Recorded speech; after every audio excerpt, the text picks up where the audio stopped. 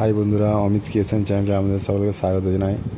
আজকে আপনাদেরকে দেখাচ্ছি কলকাতা পাতি।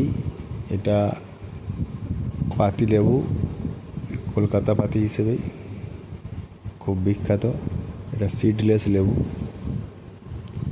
গাছটায় প্রচুর ফল ধরে আছে, দেখুন। ছাদ বাগানে আপনারা করতে পারেন। গাছটায় অসংখ্য লেবু হয়ে আছে। ভালো লাগলে অবশ্যই লাইক করে দেবেন। নিত্য নতুন ভিডিও পেতে আমার চ্যানেলটাকে অবশ্যই সাবস্ক্রাইব করে রাখবেন।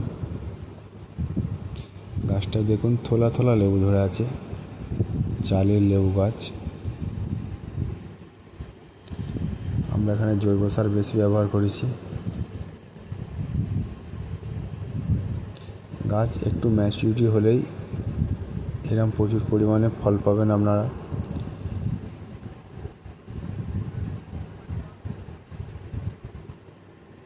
গাছটা কেমন লেগেছে অবশ্যই কমেন্টে জানাবেন।